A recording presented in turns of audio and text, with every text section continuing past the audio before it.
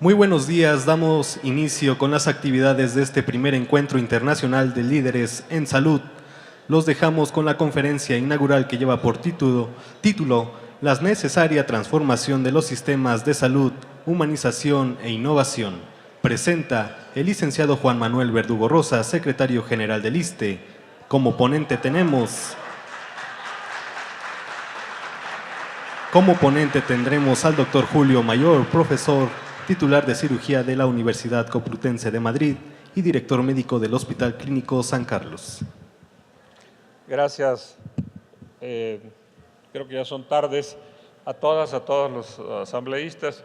Me da mucho gusto de que el instituto esté metido en este tema de la innovación, la transformación. Debo reconocer que hace poco, en uno de los viajes que el instituto me ha mandado de España, aprendí algo de lo que es la humanización. Y de nuestros compañeros, a partir de que Cecilia y el grupo se metieron a dar el premio Sebastián Lerdo de Tejada a la innovación. Y creo que desde 2015,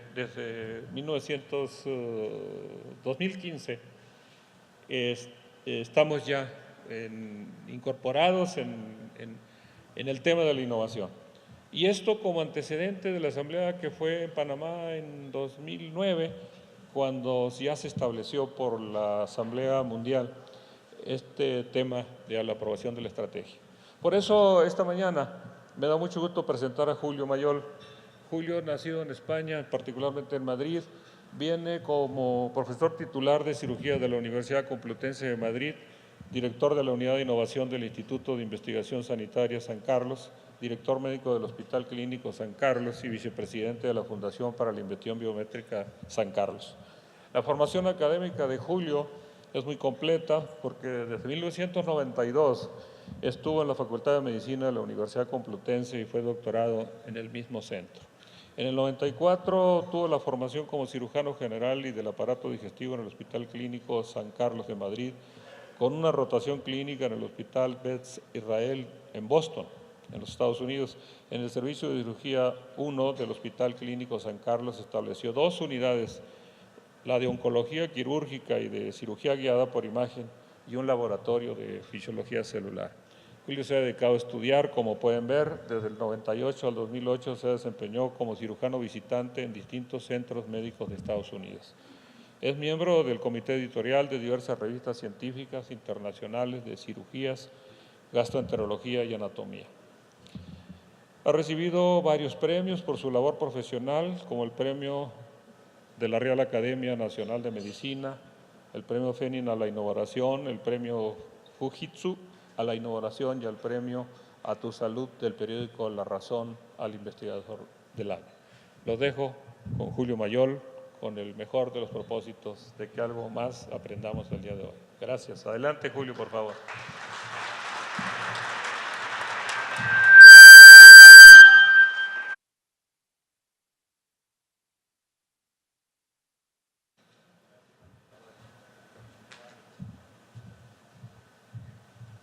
Buenos días, muchas gracias, secretario general, muchas gracias, autoridades, colegas, señoras y señores. Es un honor y un privilegio para mí estar aquí hoy en la Ciudad de México y ante todos ustedes, más que nada para hacer una reflexión sobre humanización e innovación, 2 conceptos que a veces se plantean como antagónicos o argumentamos que la tecnología es la responsable de la deshumanización de nuestros servicios sanitarios, de nuestros servicios de salud. Creo que a lo largo de los próximos minutos lo que me gustaría es estimular en ustedes una reflexión. No tengo muchas contestaciones, tengo bastantes preguntas que se van a enfocar a la explicación de por qué creo que el sistema sanitario se ha deshumanizado cuando no debería ser así, cuando es algo de lo más querido para todos nosotros. Lo segundo, cómo se produce esa dialéctica entre la humanización y la innovación y cómo podemos intentar hacer que esos 2 paradigmas coincidan. Y finalmente, los nuevos paradigmas, el futuro, la tecnología, las 2 grandes líneas tecnológicas que van a cambiar la manera en que ejercemos la medicina, que funcionan los sistemas sanitarios, pero que implican retos para no despersonalizar todo aquello que hacemos con nuestros congéneres. Y para empezar, La pregunta es, ¿qué es un sistema sanitario? Y un sistema sanitario no es más que una ficción jurídica. Un sistema sanitario no es algo que estaba ahí, es algo que nosotros hemos creado. Y funciona como nosotros lo hemos creado, con las reglas y con los usos que hemos introducido para poder hacer la actividad que teóricamente se nos propuso, que era fundamentalmente la producción de servicios sanitarios. Ya desde el Talmud viene definido cuál es el modelo de negocio, y esto no tiene que ver con cómo ganamos dinero, aunque también, sino cómo se organiza toda la producción de los servicios, que básicamente está en el paciente da dinero al médico o al sistema, quizás se cure, quizás no se cure. 21 siglos después, o más de 21 siglos después, seguimos exactamente con el mismo modelo, que ha evolucionado desde algo que parecía extremadamente humano, como este cuadro de Fields comisionado por Tate, para la Tate Gallery de Londres, en el que Fields dibujaba o representaba el sufrimiento que había visto en el médico que atendía a su hijo mayor, que había muerto de una tuberculosis. No sufría por su hijo, lo que le impactó fue la actitud del médico. Pero esto, con el impacto de la revolución industrial, evolucionó de dos maneras. Primero, escalándose para poder dar respuesta a las necesidades de una clase obrera, de una clase productiva, especialmente en Alemania, que necesitaba atención sanitaria, que no podía pagarla directamente y que con el dinero que ponía el trabajador más su empleador tenía acceso a esa relación tan valiosa. Y segundo, la propia industrialización de la producción de servicio, que como sugería Adam Smith, según aumenta nuestro conocimiento y segmentamos la producción de dicho servicio, lleva a la despersonalización y a la alienación de los factores productivos, es decir, de aquellos profesionales que llegan a saberlo todo sobre nada. Y esto ha tenido una enorme implicación en la evolución de dichos sistemas. La seguridad social surge en Prusia por el canciller Bismarck para poder responder a los retos de la industrialización en su propio imperio y para intentar ganar las elecciones a los socialdemócratas. Y finalmente los británicos, el 5 de julio de 1948, consideran que si la provisión de servicio sanitario para los trabajadores es buena, si eso se puede escalar para hacerlo para todos los ciudadanos, creando un sistema nacional de salud como el que goza el Reino Unido o España, eso sería excelente. Como verán, el modelo sigue siendo la producción de servicios, no la mejora de la salud de los ciudadanos. Y como ven aquí, es Your Family Doctor, el médico de familia, el que distribuye a los pacientes o a aquellos asegurados a lo largo de una multitud de servicios. El paciente no es el centro del sistema. No es la tecnología la que no puso, o la tecnología de dispositivo, la que no puso al paciente en el centro del sistema o al ciudadano. Fue nuestra tecnología de las ideas, fue nuestra manera de organizar la provisión de servicio la que no colocó al paciente como el centro del sistema. Y en algunos casos, los médicos consideramos que los pacientes no son más que otro de los recursos que están presentes para desarrollar nuestro arte. Eso despersonaliza. Eso es el punto clave que ha llevado a la despersonalización y a la deshumanización de los sistemas. Pese a todo eso, lo cierto es que nuestros sistemas no funcionan tan bien como deberíamos. Esto es un ejemplo de este año. Tanto el NHS está en crisis, los hospitales suecos están en crisis, en Hong Kong están en crisis, en Irlanda están en crisis. Todos los sistemas sanitarios están en una crisis continua. ¿Y eso cómo se transmite en nuestras sociedades? Como siempre hace Sapiens, desde que salió hace 70.000 años del este de África, con tres mensajes que se adaptan siempre, lo hacemos, todos los grupos humanos, lo hacemos a tres mensajes: peligro, chismorreo e historias, ficción. Y lo primero que decimos es: la sanidad está en crisis, cuidado, peligro, peligra el sistema. Es normal, cuando estábamos en África y éramos una especie menos potente y menos importante que ahora, el problema fundamental era avisar a nuestros congéneres de que venía un león. Y eso está muy metido en nuestro cerebro. El segundo es el chismorreo, y es, en Estados Unidos están haciendo, en España hacen, en Chile hacen. Realmente no entendemos muy bien qué están haciendo, pero nos interesa mucho compararnos con los demás e intentar sentirnos diferentes y en algunos casos por encima o por debajo con el objetivo de promocionar el avance de la sociedad. Pero lo más importante y lo que impacta en la organización y el funcionamiento de los sistemas son las ficciones, son las historias que nos contamos. Y la historia actualmente, que no vamos a poder cambiar de manera individual, es que la sanidad digital, la tecnología, es la solución para el funcionamiento imperfecto de cualquiera de nuestros sistemas sanitarios. Y este es el nuevo paradigma. Es un cuento. Los cuentos se convierten en paradigmas. Hay evidencia de que esto sea cierto, muy poca o ninguna. Pero no podemos luchar contra ello. Tenemos que sumarnos a esta gran ola y tenemos que aprender a surfearla. No hay manera de que los investigadores dejen de recibir dinero y peleen por becas para ampliar el avance de la medicina o de la salud digital, y es poco probable que los gobiernos no exploren esta opción como manera de responder a los retos, no solo de humanización, sino de innovación de nuestras propias organizaciones.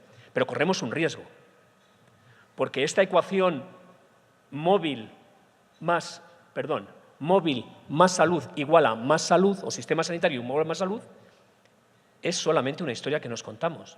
Y ahí es donde surge ese solapamiento, entre la humanización y la innovación. ¿Cómo hacemos que esas dos historias casen? ¿Cómo, aumentando la distancia o amplificando el efecto que tiene un profesional, un grupo de profesionales sobre mucha más gente, conseguimos mantener la conexión que convierte a nuestra sociedad en una sociedad más fuerte, más sana, más potente? Esto requiere reflexión de todos, reflexión del grupo. No hay soluciones individuales. Y no hay soluciones individuales porque nosotros no somos una especie que viva sana o enferma individualmente.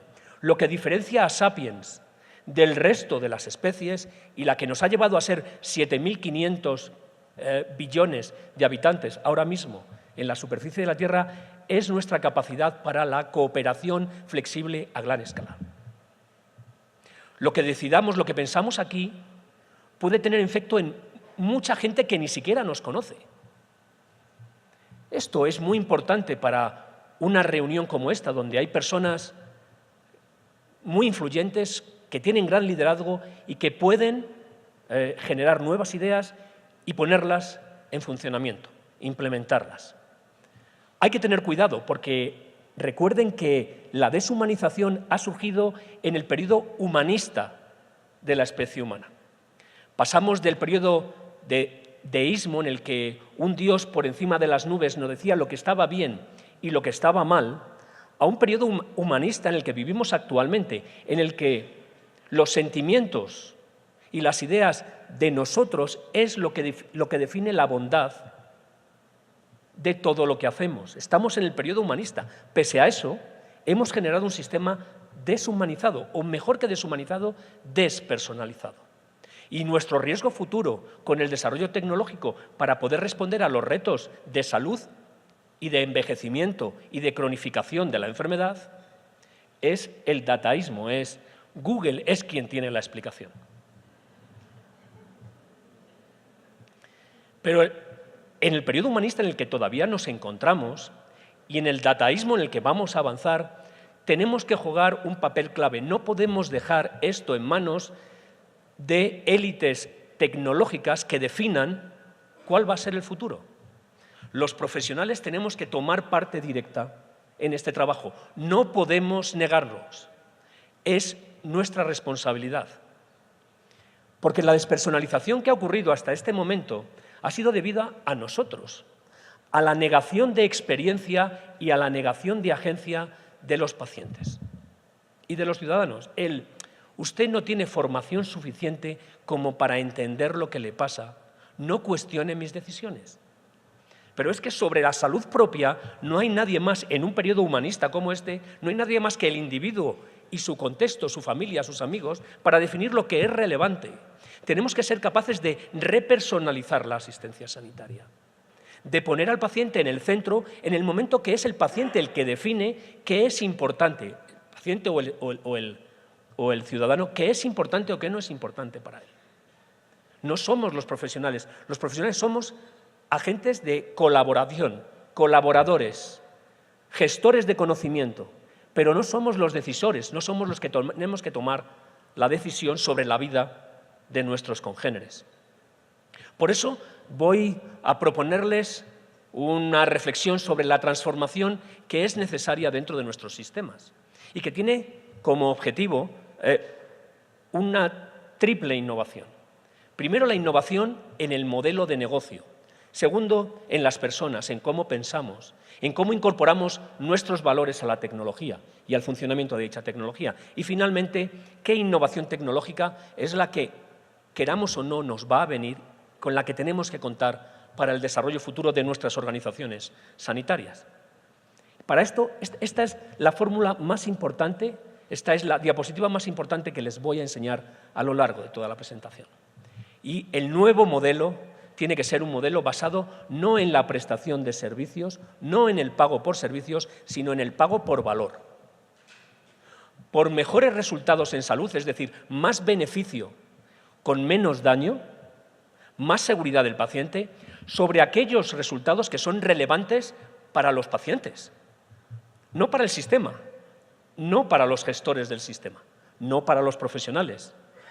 Si yo voy a un sistema sanitario porque me duele la cadera, no puedo andar, tengo una artrosis, me sustituyen y me ponen una prótesis excelentemente puesta. La placa está perfecta, no ha habido ninguna complicación posoperatoria. He estado 3 días únicamente ingresado en el hospital. Y cuando salgo 6 meses después, no puedo andar y me duele, el resultado es lamentable. Y eso sigue ocurriendo. Y luego, evidentemente, entre los costes no solo está la cantidad de dinero que tenemos que invertir en producir el resultado, sino el tiempo, la cantidad de tiempo que gastamos en producir ese resultado. No es tan relevante si está 1 o 2 días ingresado en el hospital. Eso tiene su importancia, evidentemente. Y además tiene su importancia en cuanto a seguridad del paciente. Pero esto tiene su importancia en que si tengo que esperar 6 años para que me resolucionen el problema, he perdido tiempo de vida, calidad de vida, años de vida y dinero, no solo yo, sino mis familiares, porque mi enfermedad afecta a mi contexto. Y finalmente el CO2, que por un lado tiene que ver con la contaminación, pero con otro con la cantidad de energía que gastamos para generar un resultado. Tener que hacer que un paciente se desplace 100, 200, 300 kilómetros o que tenga que coger 2 autobuses para venir a una consulta, para decirle puede volverse a su casa porque no tiene nada o porque no hay nada que le pueda ofrecer, es un enorme consumo de energía que podría emplearse muy bien para otras cosas. Y esto no solo debe hacerse para la persona, no solamente debe ser personalizado, debe ser también un valor poblacional para todos aquellos a los que prestamos el servicio. Con ello, tenemos que contar dentro de esa transformación en la manera de pensar, esa innovación en las personas, gracias a las redes sociales y no solo a las redes sociales digitales, que son una de las maneras que tenemos para contarnos historias, porque los líderes necesitan movilizar dentro de esas redes sociales a los ciudadanos para ejecutar esa transformación. Y necesitamos, como en este momento, un liderazgo inspiracional. Necesitamos líderes que cuenten historias de transformación, de beneficio, de colaboración, no de competición, de mejora como sociedad. No vale la competición para ganar un individuo contra otro. Necesitamos inspiración para llevar adelante la transformación entre todos. Y yo creo que este foro, con 11, 12 países de habla hispana, puede ser un tremendo ejemplo de una red social colaborativa para la transformación de los sistemas sanitarios, combinando la humanización y la innovación. Porque estas redes sociales conectan, crean estructura, nos conectan. Los seres humanos necesitamos estar unos con otros, necesitamos hablarnos, necesitamos compartir, pero además nos contagiamos ideas. Cuando hablamos, implantamos nuestras ideas en el cerebro de otros y según van avanzando se mejoran, se solidifican, cristalizan, se implementan. Eso produce adherencia. Uno de los problemas fundamentales de nuestra especie es la capacidad para olvidar algo y seguirse a otra cosa porque no obtenemos suficiente satisfacción con aquello que estamos haciendo. Pero la red, una red bien conectada, nos ayuda y lo hace sostenible. Y ahí es donde entran las ideas, porque las ideas son tremendamente contagiosas. Y las buenas ideas deben prevalecer dentro de nuestras estructuras sociales. No podemos sacar nuestra interacción personal, no podemos sacar a los seres humanos de esa conexión, porque entonces perderíamos esa parte de la humanización que es imprescindible para que la tecnología solucione los problemas que tenemos. Podemos llegar directamente a los pacientes, podemos crear, como hemos hecho en el Hospital Clínico, aplicaciones móviles que ayuden a que los pacientes se impliquen desde el principio en su preparación preoperatoria, porque para ello están motivados, evidentemente. Es mucho más difícil implicarles en otra cosa, en la salud. En la enfermedad es muy fácil implicarles, pero ¿cómo les implicamos en la salud? Y ahí está el nuevo reto, la tokenización de la salud. O cómo la criptomoneda puede ser una herramienta para promover comportamientos saludables dentro de nuestras redes sociales. Esto está ahora siendo objeto de desarrollos y es muy importante introducir aquí los valores, porque si no, será difícil que obtengamos el resultado que prevemos. Estas tecnologías también, estas redes sociales, nos permiten educarnos, formarnos. No solo la herramienta tecnológica, también el contacto entre personas a través de esas redes, incluso si se encuentran a gran distancia. Por ejemplo, en Europa estamos impulsando desde la coloproctología, yo soy cirujano coloproctólogo, cómo utilizar nuevos canales para conseguir acelerar la difusión del conocimiento y aumentar la visibilidad de aquellos descubrimientos científicos o tecnológicos que resultan más interesantes. Y desde luego todo eso se basa actualmente en el dataísmo. Las organizaciones supranacionales, la Unión Europea, ha dicho y ha puesto de manifiesto que los pacientes tienen derecho y ha de hacerse disponible el dato para todos ellos próximamente, todos sus datos de salud. Y además, eso tiene que centrar el sistema en los pacientes, tiene que estar centrado en los humanos. Cuando una organización supranacional anuncia esto, no hay vuelta atrás. Pero tenemos que ser capaces de entender cuál es el reto y cómo implementar soluciones que casen humanización e innovación. Con dos tecnologías que van a ser transformadoras no ya para el sistema, para nuestra propia naturaleza como seres humanos. Y esas dos tecnologías que van a impactar notablemente en el funcionamiento de los sistemas de salud son, por un lado, la inteligencia artificial y, por otro, la ingeniería humana.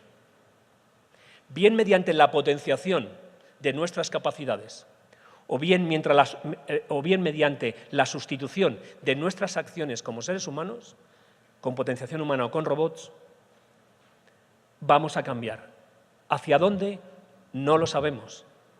Tenemos que estar ahí. No podemos dejarlo en manos de tecnólogos. Los profesionales sanitarios, los profesionales de la salud, debemos no rechazar esto y tomar una actitud activa o proactiva en el surfeo de esta ola. Y por otro lado está la ingeniería humana, que va a cambiar la esencia de lo que somos.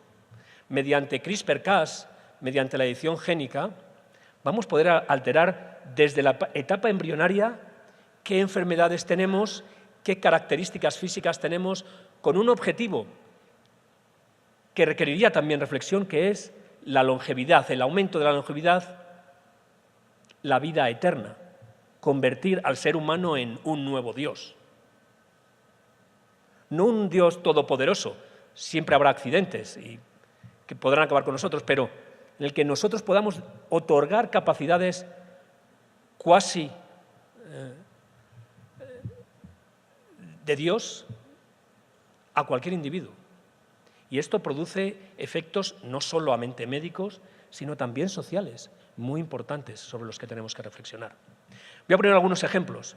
En nuestro hospital, en nuestra unidad de innovación, estamos avanzando con proyectos en esta escalera de la sanidad inteligente que va desde la analítica de datos, con los datos que tenemos ya en la actualidad, a la inteligencia artificial, a través del Deep Learning, el Deep Machine Learning, fundamentando todo esto en un gran lago de datos. Datos estructurados y no estructurados que nos permiten conocer y predecir qué va a pasar con un ser humano o con un grupo de seres humanos, incluso a distancia. Todo esto nos lleva al Big Data. Todo el mundo conoce más o menos la definición de Big Data, aunque es utilizado para muchas cosas. Es ese gran volumen de datos que no se puede procesar mediante las herramientas estadísticas habituales y que inicialmente se consideraba como definido por 3 Vs, volumen, velocidad y variedad de los datos. IBM metió una tercera característica, que es la veracidad, porque si los datos son malos, lo que sale es malo. Y nosotros en el año 2016 pusimos algo más. Hay que introducir los valores humanos en la definición de los algoritmos. Si no, podemos terminar como Google. ¿Recuerdan el problema que han tenido recientemente? Cuando uno googleaba gorila, salía la imagen de un hombre negro, porque el que había definido el algoritmo tenía serios sesgos racistas y hacía que las imágenes para el algoritmo fueran indiferenciables. Es solo un ejemplo, pero imagínense lo que eso puede implicar cuando tratamos con la salud o con la reputación de nuestros congéneres. Finalmente, eso nos tiene que dar valor. ¿Y qué es el valor? Aquello que les puse al principio en la fórmula. Mejores resultados en salud que importan a los pacientes con el dinero, el tiempo y el consumo de energía adecuado. Ejemplos que están yendo hacia aquí, por ejemplo, en Europa, el Hospital 12 de Octubre en nuestro país, atención primaria y probablemente nosotros, próximamente nos vamos a incorporar a una base de datos anonimizada para investigar, Insight Platform, la pueden encontrar en Internet. Esto va a permitir acelerar el desarrollo de ensayos clínicos. También estamos trabajando en el análisis de las redes sociales y cómo las redes sociales sirven para identificar las epidemias y el comportamiento de las epidemias de gripe, en este caso con 2,2 millones de tweets geolocalizados en la Comunidad de Madrid. Esto tiene un impacto enorme cuando uno tiene que planificar la asignación de recursos. O también el blockchain y cómo utilizar blockchain para intercambiar datos, desarrollar la historia clínica universal interoperable, con el paciente como responsable de sus propios datos y además lanzar retos que permiten generar, mediante la compartición de datos, primero. Segundo, mediante la respuesta a retos de salud, mediante juegos o aplicaciones que promocionen la salud. Y tercero, mediante la afiliación, la invitación a amigos, a tus amigos, para que el efecto no sea solo personal, sino en tu comunidad, cómo se puede fomentar la salud de los ciudadanos. Este es un reto muy importante que empieza ahora a vislumbrarse, aunque todavía sin conocer cuál va a ser el resultado. Están los nuevos sensores. Universidad de Tufts acaba de presentar este nuevo sensor que mide los alimentos que tomamos, los analiza y reporta los resultados, con lo cual vamos a poder entender bien, incluso si hay adherencia a la toma de medicación, porque nosotros sabemos la dispensación, como mucho, con la receta electrónica, pero no sabemos si los pacientes se toman o no se toman la medicación, con lo cual los resultados son siempre cuestionables. O, por ejemplo, en un desarrollo, mañana estará Martha Gray con nosotros, del Instituto Tecnológico de Massachusetts y la Comunidad de Madrid, un software que permite diagnosticar precozmente el desarrollo de enfermedades neurodegenerativas, especialmente el Parkinson, por cómo tecleamos cada uno de nosotros en nuestros ordenadores. Cada uno tenemos un patrón específico que cambia cuando empezamos en fases iniciales con una enfermedad neurodegenerativa. Esto serviría para diagnosticarlo. Y finalmente, la inteligencia artificial. Con Fujitsu hemos desarrollado una solución que facilita el diagnóstico y la estratificación de riesgo de suicidio y consumo de drogas en pacientes con problemas de salud mental y que es aplicable dentro de los sistemas de información directamente por los psiquiatras en actividad clínica. y el grado de coincidencia entre la máquina y el psiquiatra es superior al 95%, leyendo simplemente los informes. No necesita nada más. Lo hace en milisegundos comparado con los 20 minutos que tarda un psiquiatra en leer el informe de psiquiatría.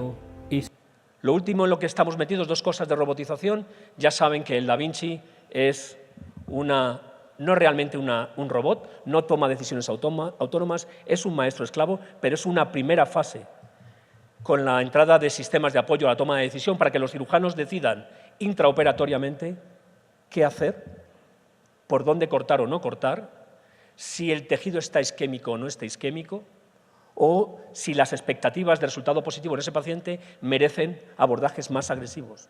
Esto se puede hacer intraoperatoriamente y también mediante la analítica de datos preoperatoriamente. Y lo último que me gustaría enseñarles es lo de la nanotecnología. Esto es un nanorobot que hemos desarrollado entre el Hospital Clínico y la Universidad de Alcalá, el profesor Escarpa, para el diagnóstico en point of care, al borde de la cama, de sepsis neonatal, en microgotas, en microlitros de sangre. Por un lado, con microfluídica podemos determinar los niveles de biomarcadores de sepsis y el nanomotor identifica, sin duda, cuál es el germen que está produciendo esa sepsis. Y todo lo que emiten estos nanomotores se va a poder exportar a Internet.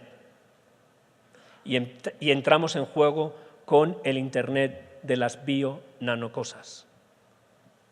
Una nueva revolución en la que no podemos quedar como meros observadores, fascinados por una tecnología que ni siquiera llegamos a entender, porque los profesionales sanitarios, porque los profesionales de la salud tenemos las preguntas relevantes.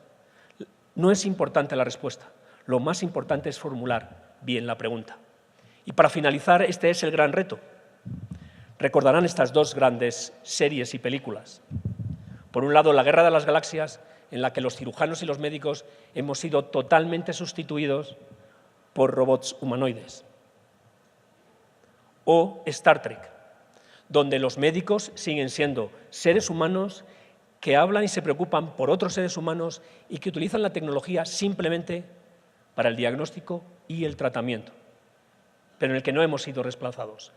Es nuestra obligación, como seres humanos, como sapiens, como profesionales de la salud, como líderes de la salud en el mundo hispanohablante, tomar acción y empujar el futuro no hacia el robot, sino hacia la potenciación humana y la ayuda de la tecnología a hacer lo que es verdaderamente humano, que es hablar, compartir y relacionarnos con otras personas.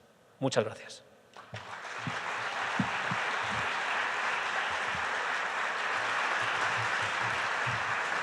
Muchísimas gracias, doctor Julio Mayol, por esta conferencia inaugural. A continuación, vamos a seguir a fondo con la necesaria innovación como motor del cambio. Una mesa de debate con el doctor Dagoberto García, comisionado para la protección contra riesgos sanitarios desde el Estado de Jalisco. El doctor actuará también como moderador. Estará con nosotros también el licenciado Fulvio Celauro, presidente del Colegio de Administración de Paraguay. Y por último, la doctora María Elisa Bernal, de Cooperación de Transparencia por Colombia.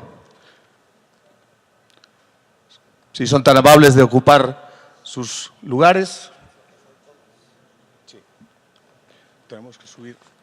A ver. ¿Sillas?